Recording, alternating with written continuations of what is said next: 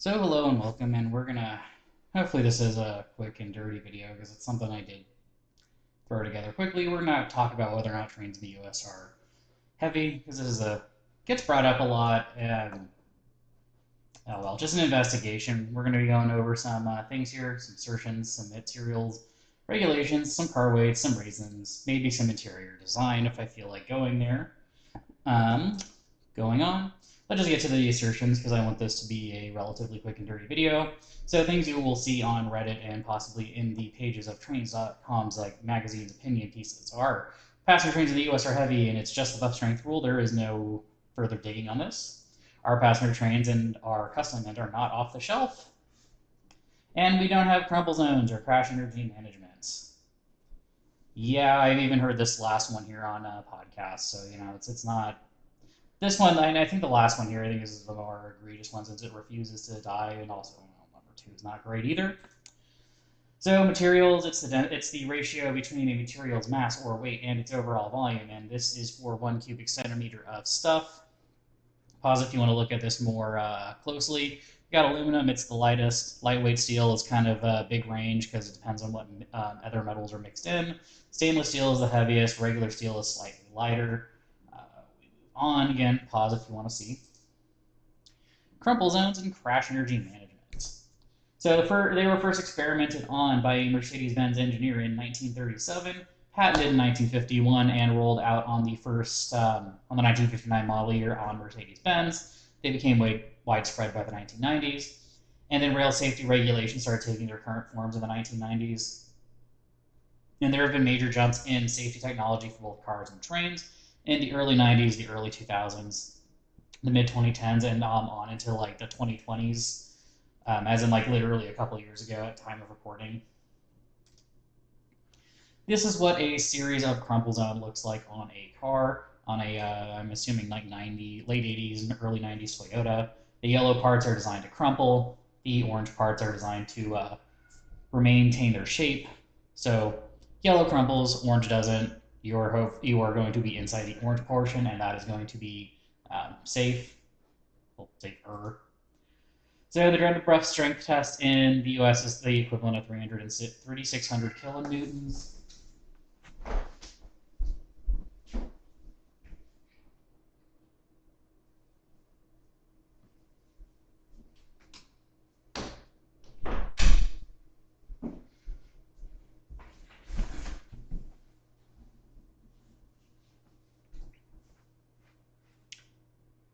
So the dreaded breath strength test is 3,600 kilonewtons, and it's approximately, there's a 2,000 or so kilonewton impact safety standard in the European Union.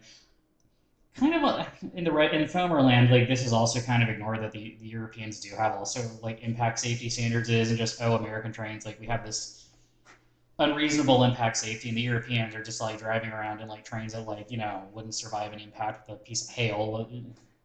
They also have impact safety standards.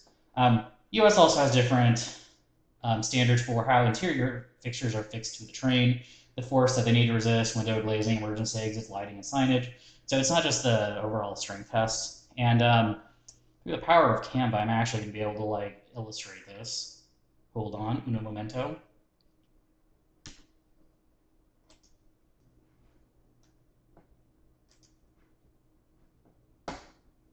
So we have here a text rail flirt.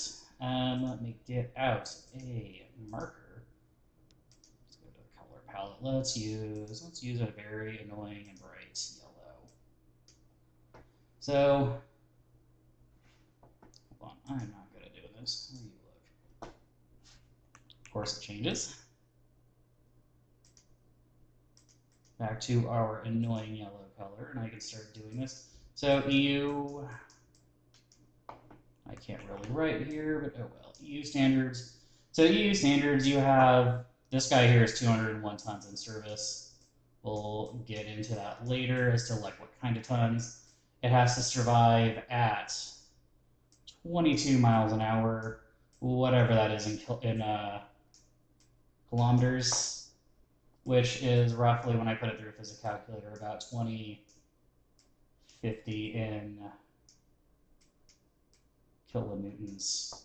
Sorry, yeah, my handwriting is atrocious. I'm sorry, and you probably can't read that because light. Anywho, let's go to an annoying green color for the U.S. because annoying green, lime green color. So U.S. standards for your 201 ton train here, it's going to have to do the equivalent of a 41 mile per hour impact, roughly, because I get in kilometers. I'm not doing kilometers. And that's going to get you to your roughly 3,600 kilonewtons. So, yeah, the U.S. system is going to have to like make you required to go through a much more stringent impact. Um, Trains in the U.S. are just generally bigger. We have bigger freight trains. Again, thing also not brought up is that the risks are higher. I mean, you're hitting a bigger truck, you're hitting a bigger freight train. We have less protected crossings, and we'll get into that as the in the rest of the slides.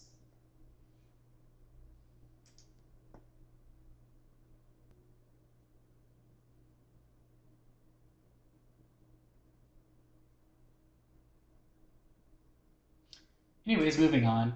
So regulations as a history, very quick and dirty. Hopefully, bus strength rule in the U.S. was first implemented in 1945. It was 3,600 kilonewtons for multiple units and railway post offices. All other equipment at this time period had to be built to a 1,780 kilonewton impact. Again, this is all in like hundreds of thousands of pounds. I've converted them just for the sake of keeping all the units the same, for the sake of you know, not trying to confuse you guys. Like again, I'm not trying to be confusing here. If you don't like the units, you can pause the video and convert them in Google. It'll convert it for you. In 1999, it was required that all passenger equipment in the United States would have to conform to the 3,600 kilonewton impact. EU impact standard was 2,000 kilonewtons, and that was established sometime in the early 2000s. By 09, when the U.S. changed its standards again, was around the time that this was put into effect. Also, the Europeans have like multiple impact scenarios. The 2000 is just the rough cut number for me. More or less it's the same, regardless of what they're running into. Again, just rough numbers for the sake of it. This is like the worst case scenario it has to deal with. Safety standards moving forward. They're not a one and done. The standards actually know allowing like light 1970s British rail equipment have long since been replaced. Trains in the EU again have to survive the equivalent of a 22 mile an hour impact with other vehicles and objects. Cars are like this, except for it's up to 40 miles. US trains, it's roughly 41. Over 45 miles an hour, your odds of surviving or being uninjured drop, at least in the case of cars. Not really sure with trains. They thankfully don't crash very often. Regulations in practice. This also doesn't mean that any random set of EU equipment is going to be better than any random set of US equipment. Newer is statistically going to be safer than older, but that doesn't mean it doesn't mean it's like a hard rule. Your crash does have to be within the design specs? Like if you like if you throw a train off a bridge or a cliff, it's luck of the draw at that point. If you head on into a train at like 20 miles an hour, you're probably going to be fine. But that also doesn't mean, are you standing? Are you in the toilet? Do you know what's coming? What are you doing? There's a lot of stuff that goes into this. It's not just, does the train survive and does that therefore you survive? Not like that. Designs. So there's ways of managing the energy that doesn't necessarily involve the train visibly crashing. And also, you're not going to want that if you care about like post-crash evacuation and first responders getting in. Because again, you're around the vestibule, you don't want the floor to crash. Like you're not going to want the area where people are going to like get out, turning into a trip hazard or a hole, or otherwise hindering evacuations. So the way it works basically is that this stuff in here, this protects the driver or the engineer. This absorbs the force. It's basically a giant spring. It goes down the car. It attaches to another train on the other end, and it does that so on down the line.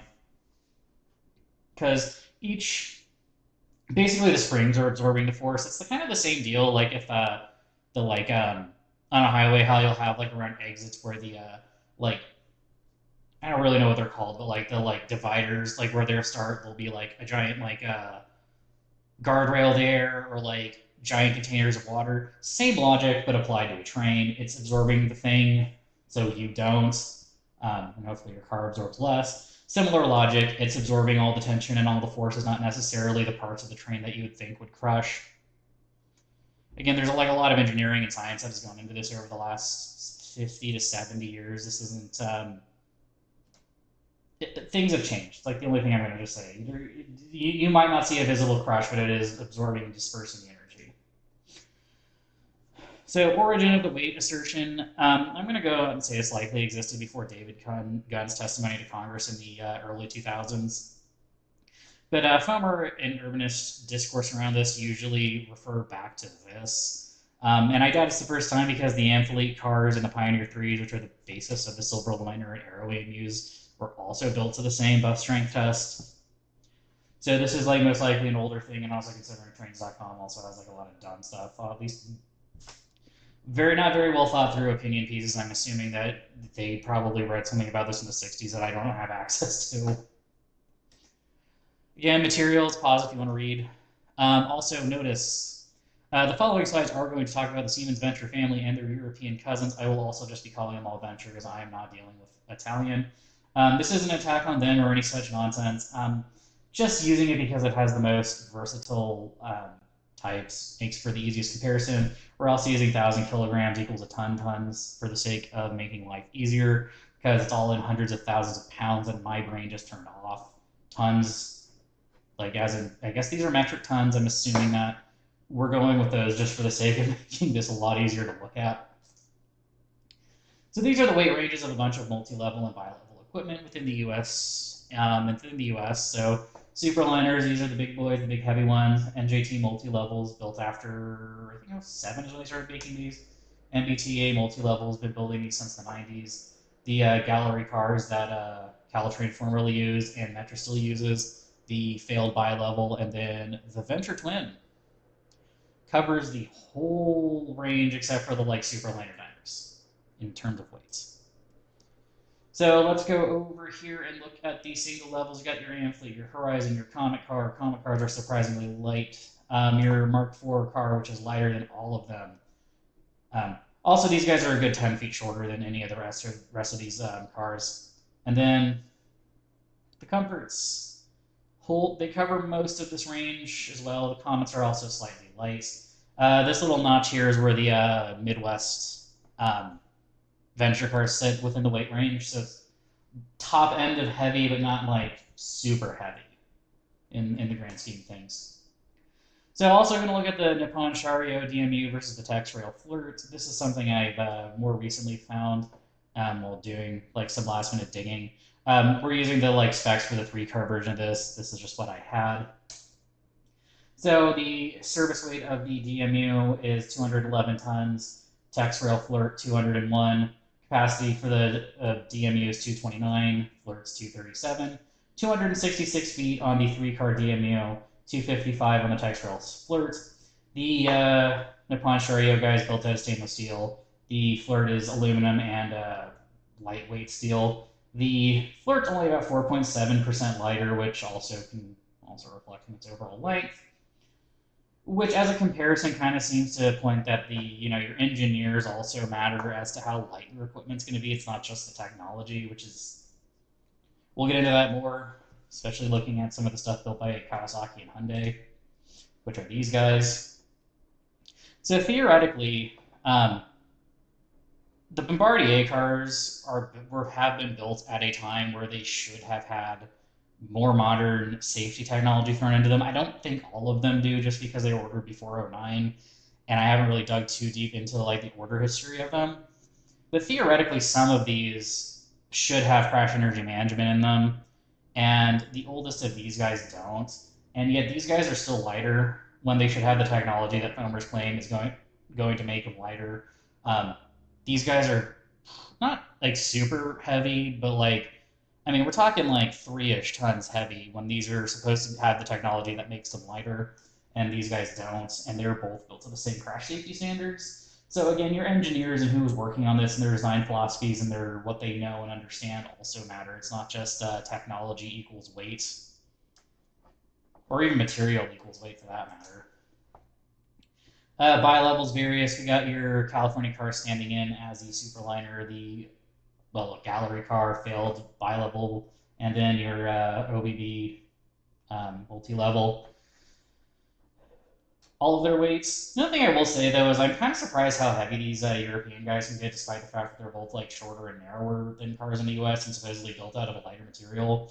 So I'm seriously wondering again about Siemens's engineering, at least when it comes to like weight management versus like Alstom, Bombardier, Pullman, and Morrison Knudsen, and then just Nippon Sharyo and a bunch of other people. The Nippon Sharyo again, which also failed, but very closely didn't fail. And then these guys. Same thing is true with the single level cars. These guys are all basically similar weights, even though these guys here are smaller. The one thing I will say on the like Horizon and Comet fleets is I'm kind of surprised the Comets are as light as they are, considering they are made out of stainless steel, and how chunky these guys are, despite having an aluminum outer shell. I guess RIP the Horizon cars at this point, and so most of them are going to be junked. Yeah, surprised these guys are heavy, despite having the material that's supposed to also make them light, even if you don't have good crash safety standards, because these were built in like the 80s. Conclusions on this is like American passenger trains can be heavier, but it's not really a given anymore. And it was true in the 70s when you're comparing like an Amphlete car to something from Europe, like the Mark IVs or 3 or whichever ones or whichever ones were built in the 70s. Differences become less pronounced over time, up to the point where there really isn't a huge difference anymore. Not to mention Kawasaki and Hyundai can make pretty light cars to US standards, and also come in under Bombardier, which again should also have a much better handle on the North American market, or should have before it got eaten by Alstom. Stainless steel is also relatively dense and therefore heavier. European trains are typically made out of lightweight steel and or aluminum, which can give you up to a 12% lighter weight. Less honest reasons being is you're comparing a commuter car to a superliner. So comparing a Comet 5 to a superliner effectively, it's not a fair comparison, at least in my book. I mean, for some people, I'm sure it is. Loading gauge in the US, trains are bigger, they can be heavier. It's not really direct because, again, for whatever reason, Kawasaki made a car that's like a foot taller than Bombardier. That's also 3 tons lighter. However, they finagled that. Like, kudos to them. Safety standards and the engineering behind them have the primary goal of saving lives, not saving weight. So also, yeah, technology is not really meant to save weight. If it does, it does. If it doesn't, it doesn't. Like, it's not meant to do the weight savings. Also, why stainless steel, assuming it's the main driver of overall rate in the U.S.? It's durable, it lasts longer, it takes more of a beating. American operators beat the hell out of our rolling stock. We also don't replace it as often as Siemens thinks we should. It's also corrosion resistant and coatings wear off. Literally, I've seen that with my mom's truck. The corrosion resistance coating eventually wears off. It's also a long way of saying that this is a trade-off. We're not just going like, I don't know. I don't really know how to describe it because I'm not in the mentality of like people who think this way, so it's hard for me to say this. It's basically a trade-off. They're saying we are used to stainless steel. We like stainless steel. We beat the hell out of it. We need stainless steel. We're going to use it. It's a trade-off. If it's heavier, it's heavier. Like, they don't really seem to care if it's lighter. Also, this doesn't mean European rolling stock is bad from either a crash safety standard or a maintenance standpoint. Like, I'm sure Caltrain's kisses are going to be fine so long as they're maintained well and there's no manufacturing defects. But Metro, on the other hand, needs something it knows it can abuse for 50 years, or 70 in the case of some of its older gallery cars. So it makes sense as to why they're not going to order a lot of battery forts all at once. Instead, like, go, okay, we're probably going to just stick with the locomotive hauled cars and just buy more from Alstom. Like, I would not be surprised if Metro did that. I mean, I'd be more surprised if they went all Fort after this, with the battery trains, but I don't know. It seems like they're doing it more for compliance reasons rather than for, them wanting to do this because, God forbid they buy any new locomotive that has Tier 4 and is, like, designed for passenger trains. It's not like we don't have, models of that existing besides Siemens, but, why buy an MPI locomotive from whoever owns their designs and when we can just buy, some old, Norfolk Southern stuff off the deadline? Someday I might make a Metro video, but I don't want to anytime soon. So yeah, what about crashworthiness standards? Assuming all things are equal as possible, the U.S. cars would just run the risk of heavier just because they're made out of stainless steel generally. Crash energy management has been required for all orders since '09. The safety standards have been changed to allow the more easy adoption of European and Japanese designs in 2019. Added costs are 310,000 for an EU design and 4.7 million for a Japanese design. And before you get all like freaked out about saying like $310,000 is a lot of money, this is for the whole train set. It's not for each car. Um, so for like um, my God, the Acellas, basically it's like 30,000 per car of the 11 cars on it, including the power cars. Also, the Nippon Chariot likely failed for other reasons in the federal, and I'm saying that in quotes, government mandating it be lightweight by superliner standards. The weight targets get brought up a lot by filmers, specifically Reddit. Kawasaki has built cars a good 10 tons lighter that are 8 inches shorter. My guess, based on, again, readings and people's speculation, is that there was a mix of corporate corruption and just general incompetence behind the scenes. Because again, Sumitomo is a consultancy. They bid on the contract and then paid Nippon Chariot to do the rest of the work. There's allegations online that are probably not going to be confirmed anytime soon that there was some funny business behind the scenes, like Sumitomo underpaying Nippon Chariot not caring, and then screwing up the order because they just didn't care.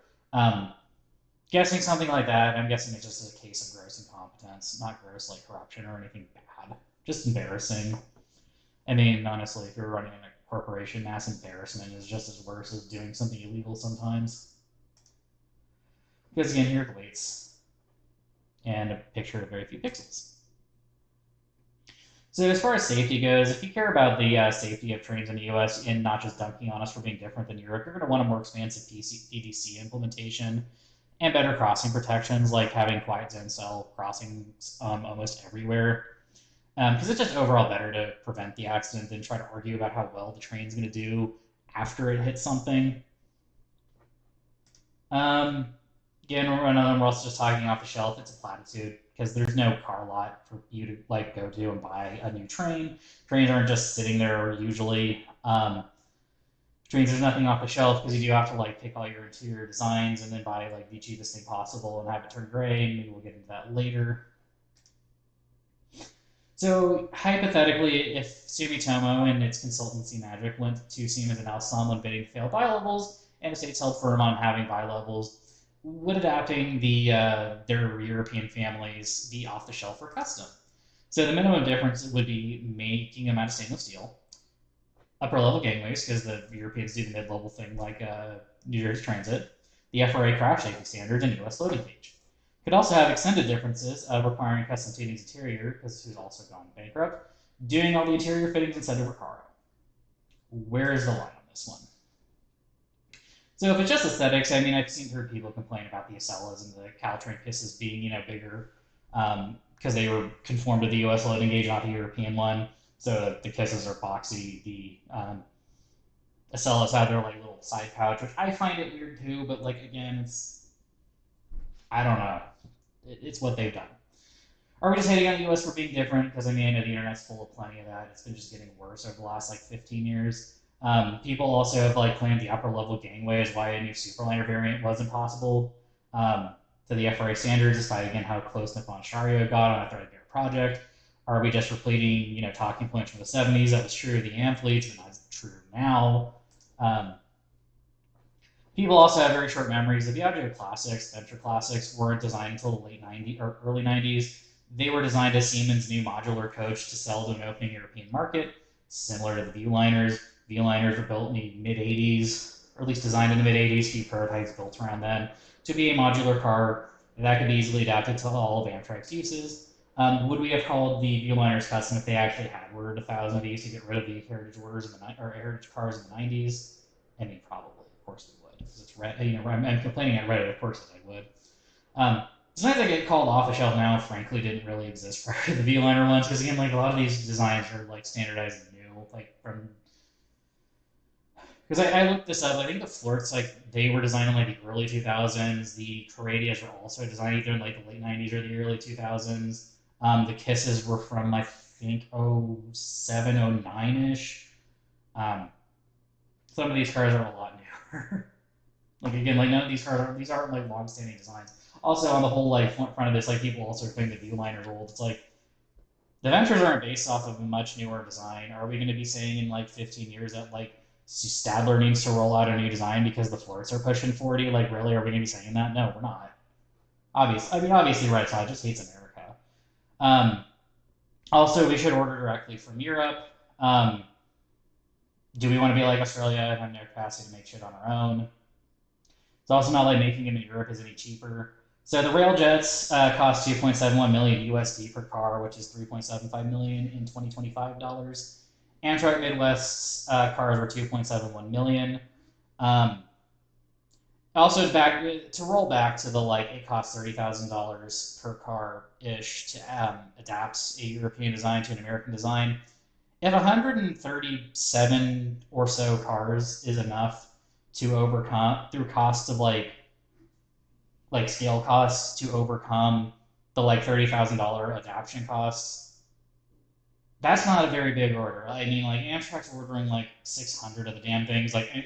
I'm pretty sure anything that could be ordered at this point, even by Amtrak, would like far overcome the cost of like adapting something. And also, like people are saying, will probably come in and say to me after this, like, oh, but the arrows are going to cost 7.3 billion, which is a cost that also includes locomotives, modernizing their maintenance facility, a parts agreement, also possibly long distance fleet replacement. There's also like a single level cars being thrown into that. At current funding levels, at least based on that 7.13 billion and what's in the initial 83 orders, 83 sets, one Aero car would cost the same as a Charger. So it's like there's a lot more built into that contract, and just overall funding package than just the Aeros. So, and also like another thing is, like not to like tote my business degree too much, but yeah, paying for options also does cost money. Those aren't just free. Like, because I mean, if they were free, I mean, you would just put like that they'd be infinite. That there would just be no limit on the number. Like there's a limit on the number because that's like the however much they want to pay for. Also, the problem with U.S. cars is also we don't coordinate orders. Like the federal government doesn't, and like none of the state agencies have an incentive to, especially New York because it's New York. So, just for an example, if New York City, New Jersey Transit, Condot, SEPTA, Metro, the South Shore Line, and Denver RTD coordinated their single level multiple unit orders, they could have produced 2,100 M8s, which, depending on how quickly you wanted them to kick them out, is a 10 to 18 year time, like run time. Like they would still be making them at this point. And like with SEPTA's, the Silverliner 4s dying on them, basically, if they had done this coordinating the M8s, there would be no real issue with like them getting new cars because they would just order more M8s. Like instead of getting the like Hyundai ones, they would have gotten a run of M8s, and now they'd be going, "Oh crap, our cars are dying. Let's just buy more M8s because it's the thing that's being built right now and it's cheap." Larger coordinated orders could lead to lower costs because the production line would just stay open. The shells are the cheap thing; the production lines aren't. So again, wait, pause if you want to look. So me complain about interior design. I don't like the Millennium Gray stuff. It just looks cheap and trendy. And as you can see, these are from last summer when I rode the Hiawatha.